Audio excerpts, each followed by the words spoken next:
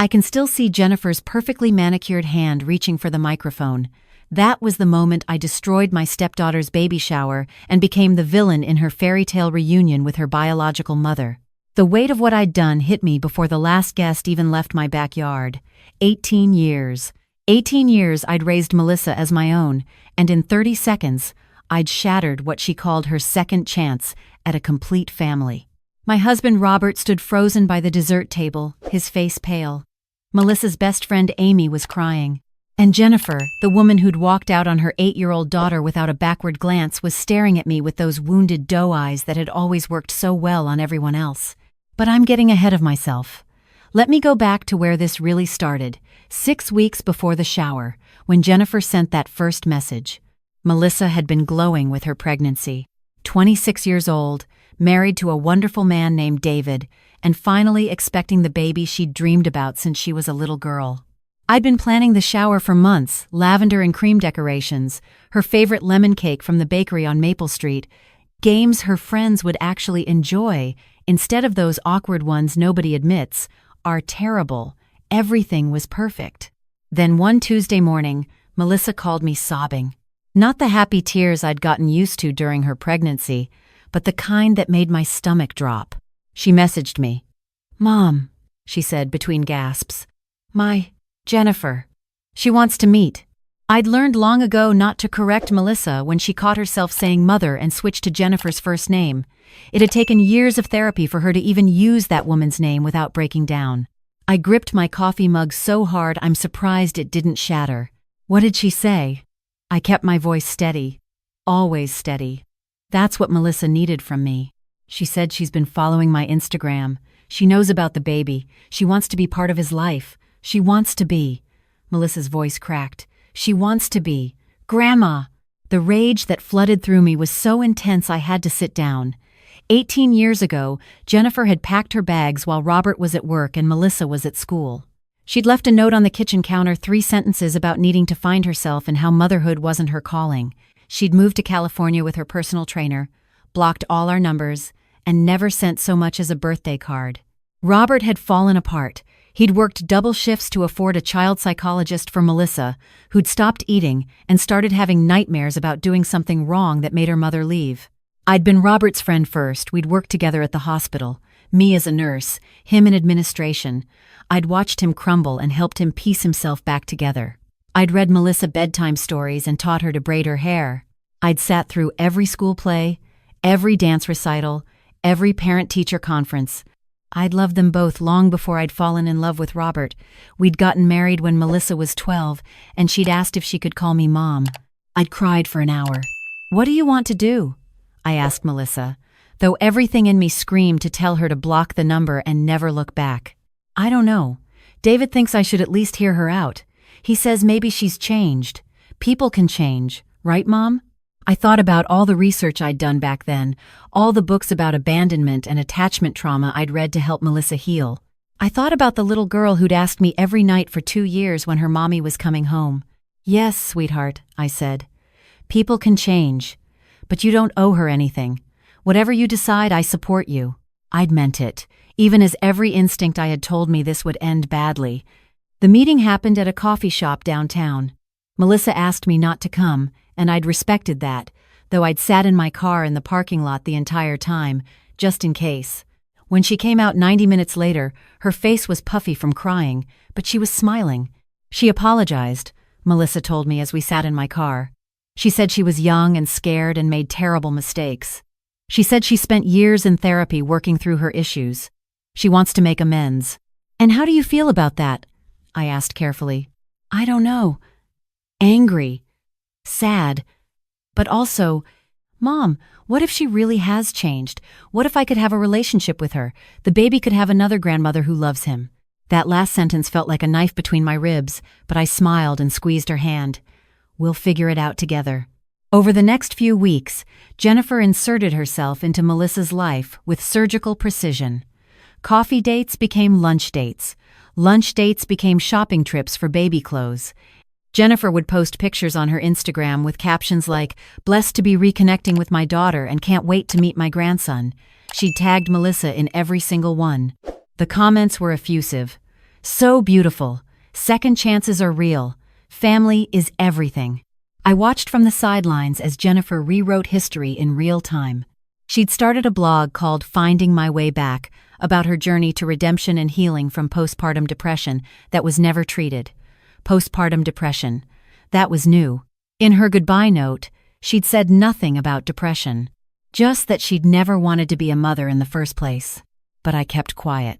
Melissa seemed happy, and maybe I was wrong. Maybe Jennifer had changed. Maybe I was being territorial and jealous. Then Jennifer asked if she could come to the baby shower. Melissa had called me, excited and nervous. I know it might be weird, but she's really trying, Mom, and she offered to help pay for everything. She wants to contribute. I'd been planning and paying for this shower for months. It was going to be in my backyard, the one I'd spent years making beautiful specifically for family gatherings. The one where Melissa had played as a child, where we'd hosted her graduation party, where Robert had walked her down a makeshift aisle for her backyard wedding just last year. Of course she can come, I'd said. What else could I say? Jennifer arrived at the shower before most guests, wearing an expensive cream dress and carrying a massive designer diaper bag as a gift. She'd hugged Melissa for a long time, her hands on Melissa's belly, cooing about her precious grandson. She'd barely acknowledged me beyond a tight smile. The shower was beautiful. 40 guests, mostly Melissa's friends and our family members, filling the backyard with laughter and love. I'd spent the morning setting up the lavender and cream decorations, the game stations, the gift table. Everything was perfect. Until Jennifer stood up during the gift opening. "Can I say a few words?" she asked. Not really asking. She was already taking the microphone I'd set up for games. Melissa looked at me, uncertain. I tried to smile reassuringly, but something cold was settling in my stomach. "I just want to thank everyone for welcoming me here today," Jennifer began, her voice warm and emotional. "As many of you know, I've been on quite a journey these past years. Being separated from my daughter was the hardest thing I've ever experienced. Separated, as if she hadn't chosen to leave, as if she'd been torn away against her will. But now, I'm finally back where I belong. Back with my baby girl." She looked at Melissa with tears in her eyes. "And soon, I'll get to be what I've always dreamed of being, Grandma, to this precious little one." The guests were eating it up. I could hear the awes and see people wiping their eyes. Melissa was crying too, happy tears streaming down her face. "I know my daughter already has a wonderful support system," Jennifer continued, and for the first time, she looked directly at me. "But there's something special about the bond between a mother and daughter, and now, between a grandmother and grandchild. That biological connection, that shared DNA, it's irreplaceable." My hands clenched in my lap. Beside me, Robert had gone very still. "I've already been talking to Melissa and David about being very involved. I'm actually thinking about moving back here permanently. I want to be the grandmother who's there for everything, the first steps, the first words, the first day of school. I want to make up for all the time I lost." She paused for effect, her hand over her heart. "I want to be the primary grandmother." The backyard went quiet. I felt every eye turn toward me. Melissa was looking between Jennifer and me, her expression torn.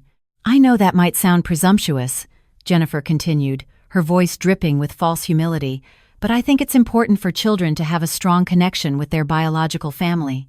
Research shows that biological bonds are fundamental to identity development, and since I'm the actual grandmother, the one who shares his genes, I think it's only natural that I take the lead role."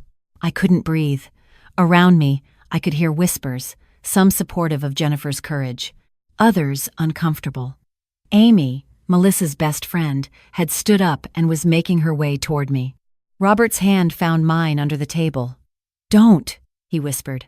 "Not here," but I was already standing. My legs felt shaky, but my voice was steady when I spoke. "May I have the microphone?" Jennifer's smile faltered for just a second before she plastered it back on. "Of course! I'm sure Linda has some lovely words to share too." She handed me the microphone with all the graciousness of someone bestowing a gift. I took it, and for a moment, I considered sitting back down, being the bigger person, letting Jennifer have her moment. Then I looked at Melissa's face, at the confusion there, the guilt, She was already trying to figure out how to navigate having two grandmothers, already planning how to divide holidays and visits to keep everyone happy, already preparing to manage Jennifer's feelings the way she'd learned to manage them as a child. I thought about the little girl who'd sobbed into my shoulder asking why her mommy didn't love her enough to stay. I thought about the teenager who'd asked me to teach her to put on makeup because she had no one else to ask.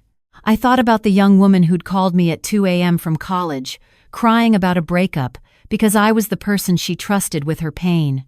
I thought about the recording on my phone. 3 days ago, I'd made a decision. A terrible, invasive, possibly unethical decision. But I'd made it anyway. I'd hired a private investigator. It had cost $1,500 I'd taken from my savings account. Robert didn't know. Melissa didn't know. The investigator was a retired police officer, someone who knew how to find information without crossing legal lines. What he'd found had made me physically ill. Jennifer hadn't moved back because she'd had a change of heart. She'd moved back because her fourth husband, the wealthy tech investor she'd married 2 years ago, had just filed for divorce. Her California lifestyle was about to collapse. Her blog wasn't about redemption. It was the foundation for a book deal she was negotiating. Finding My Way Back, A Mother's Journey to Forgiveness, was set to be published in 8 months. The investigator had found drafts of her book proposal. In it, Jennifer positioned herself as the victim, a young mother overwhelmed by mental illness that her husband had ignored, forced to leave to save her own life. She painted Robert as controlling, and me as the other woman who'd stolen her family. The climax of her story was going to be her triumphant return and reunion with her daughter and grandson. My stepdaughter and grandson were going to be characters in Jennifer's redemption narrative, marketed and sold to make her a sympathetic figure. She'd already lined up speaking engagements about mothers who had to make impossible choices. But that wasn't even the worst part. The investigator had also found Jennifer's texts with her book agent. Messages where she joked about how easy it had been to manipulate the guilt-ridden kid. Messages where she discussed leveraging her relationship with the baby for her brand. Messages where she talked about getting photos of the baby for her Instagram because cute baby content drives engagement. I'd listened to the audio recording the investigator had made legally recorded at a coffee shop where Jennifer had met with her agent, where she'd laughed about her plan to gradually push me out of the picture. Once I'm established as the real grandmother, the stepmother will fade into the background where she belongs, she'd said. That's how these things work. Biology always wins. Standing there with the microphone in my hand, I made my choice. I want to tell everyone here a story, I began, about a little girl named Melissa who was 8 years old when her mother left. Melissa's eyes widened. Jennifer's smile disappeared. This little girl waited every day for her mother to come home. She blamed herself. She thought if she'd been better, smarter, prettier, her mother would have stayed. Linda, Jennifer started. This little girl cried herself to sleep every night for a year. She wouldn't eat. She had nightmares. She asked me every single day if I was going to leave too. The backyard was silent now. Melissa had gone pale. I watched this little girl grow up without a mother. I held her hand at the mother-daughter dance in 5th grade. I helped her pick a dress for homecoming. I taught her to drive. I sat with her in the hospital when she had her appendix out. I was there when she got accepted to college, when she got her first job, when she got engaged. My voice was shaking now, but I couldn't stop. I was there for all of it. Every moment, every milestone, every tear and every triumph. Not because I had to be, not because of biology or DNA or any bond except the one we chose to build together. Jennifer was standing now too, her face red. This is inappropriate. What's inappropriate, I said, my voice rising, is coming back after 18 years and claiming you deserve the title of primary grandmother. What's inappropriate is positioning yourself as a victim when you willingly abandoned your child. I had postpartum depression, Jennifer shouted. I was suffering. You had an affair with your personal trainer? I said flatly. You left a note that said, motherhood wasn't your calling. You never once tried to get help or reach out for 18 years. The gasps rippled through the crowd. Melissa was crying now. Real tears of confusion and pain. But that's not even why I'm speaking up, I continued, and I pulled my phone from my pocket. I'm speaking up because I know why you're really here. Jennifer's face went white. I held up my phone, and my hand was surprisingly steady. Would everyone like to hear about Jennifer's book deal? About how she's writing a memoir where my stepdaughter and grandson are characters in her redemption story? About how she's already negotiated speaking engagements and a media tour? You had no right, Jennifer started toward me. I have every right to protect my daughter, I said, and the possessiveness in my voice was unmistakable. My daughter, the one I raised, the one I loved through every hard moment, the one I'll continue to love when you disappear again. I pressed play on the audio file. Jennifer's voice came through the phone's speaker, tinny but clear. Once I'm established as the real grandmother, the stepmother will fade into the background where she belongs. That's how these things work. Biology always wins. Her laugh followed, light and dismissive. The backyard erupted. Multiple people started talking at once. Jennifer was shouting that the recording was illegal, that I'd invaded her privacy. Amy had her arms around Melissa, who was sobbing. Robert had stood up and was making his way toward me. I also have screenshots of your texts with your agent, I said over the noise, my voice cutting through. The ones where you joke about manipulating my daughter, where you discuss using her baby for content, where you talk about your brand and your redemption narrative. Jennifer lunged for my phone, but Robert got there first, stepping between us. Get out, he said to Jennifer, his voice quiet and more dangerous than I'd ever heard it. Get out of our home. Get out of our daughter's life. Now. Melissa, please. Jennifer turned to her, tears streaming down her face. Please, baby, you have to understand. I'm your mother. I'm your real mother. Don't, Melissa said, her voice broken. She was standing now, one hand on her belly, the other reaching for me. Mom? I went to her immediately, wrapping my arms around her as she collapsed into me, sobbing. Over her head, I watched Jennifer being escorted out by two of Robert's brothers.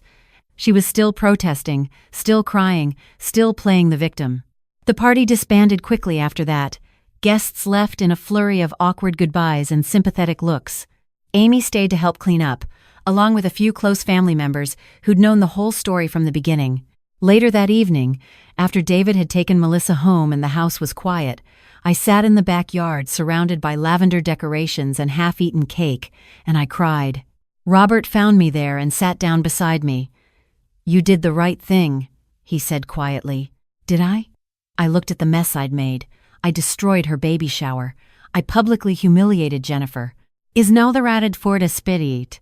You protected our daughter, Robert interrupted. You did what you always do. You put Melissa first. She called me Mom, I whispered. After Jennifer said she was her real mother, Melissa looked at me and said, Mom. Robert pulled me close. Because you are. The next morning, Melissa came over. Her eyes were red and swollen, but she looked more settled somehow. She sat across from me at the kitchen table and took my hands. I need to say something, she started, her voice firm despite the tremor in it. And I need you to let me finish. I nodded, bracing myself. You were right, about all of it. After everyone left yesterday, I looked up Jennifer's blog. I found articles about her book deal. I saw her Instagram posts, the way she's been positioning this whole thing. She took a shaky breath. I saw the comments from people who don't know me, don't know our story, calling you the evil stepmother who stole her family. Melissa, I'm not finished, she said gently. I was angry at first. Not at you, well, maybe a little at you, but mostly at myself, because I wanted so badly to believe she'd changed. I wanted so badly to have that relationship with her. And I almost let that desire make me forget who's actually been my mother all these years. Tears were streaming down both our faces now. You raised me, Melissa continued. You loved me when you didn't have to. You could have just been Dad's wife, but you chose to be my mom. Every single day, you chose me. And yesterday, when Jennifer tried to push you out, when she tried to claim she deserved something she'd never earned, you still protected me, even though you knew I might hate you for it. I would never let you be used like that, I said through my tears. I couldn't stand by and watch her hurt you again. I know. Melissa moved around the table and hugged me tight. I know, Mom, and I'm sorry I ever made you doubt your place in my life. You're not my stepmother. You're my mother. The only one who's ever really been there. And when this baby is born, he's going to have one grandmother who loves him unconditionally. You. We cried together for a long time, holding each other in the morning light of my kitchen. 3 months later, when baby Owen was born, I was in the delivery room holding Melissa's hand. When the nurses asked who the grandmother was to fill out paperwork, Melissa didn't hesitate. "That's my mom," she said, pointing at me. Jennifer tried to reach out a few times through social media, but Melissa blocked her on everything. The book deal fell through when Jennifer's agent discovered that the estranged daughter wanted nothing to do with the publicity tour. Jennifer's blog went quiet, and she moved back to California. I wish I could say I don't have regrets about that day, but the truth is more complicated. I do regret the public nature of it, the way it overshadowed what should have been a beautiful celebration. I regret that Melissa's baby shower will always be remembered for the confrontation instead of the joy. But I don't regret protecting my daughter. I don't regret exposing the truth before Jennifer could do more damage. I don't regret standing up and claiming my place in Melissa's life, the place I'd earned through 18 years of showing up. Sometimes love looks like soft words and gentle guidance. And sometimes love looks like standing in front of the person you love and being the villain in someone else's story, so they don't have to be the victim in that story ever again. I destroyed my stepdaughter's baby shower. I became the bad guy. I made a scene and aired dirty laundry and violated Jennifer's privacy by investigating her. But I also saved my daughter from being exploited. I prevented her from being written into a narrative where she had no control. I protected my grandson from being used as content for someone's redemption brand. And when Melissa looks at me now, when she hands me my grandson and says, "Your turn, Mom," I know I made the right choice. Because family isn't about biology or DNA or whose genes flow through a child's veins. Family is about who shows up, who stays, who loves you through the hard times and the scary times and the times when being there isn't glamorous or Instagrammable or book-worthy. Family is about choosing each other every single day, even when it's hard. Especially when it's hard. I chose Melissa 18 years ago when I held a broken little girl and promised I wouldn't leave. She chose me back yesterday when she introduced me to her son as Grandma the real one. That's the thing nobody tells you about step-parenting, about loving someone else's child as your own. It's not about replacing what was lost. It's about building something new, something earned, something that can't be taken away by a blood test or a birth certificate. It's about showing up every single day and choosing love over biology, commitment over convenience, truth over a pretty lie. And yes, sometimes it means standing up at a baby shower with a microphone in your trembling hand and becoming the villain in someone else's story. But for Melissa, for Owen, for my family, I'd do it again in a heartbeat.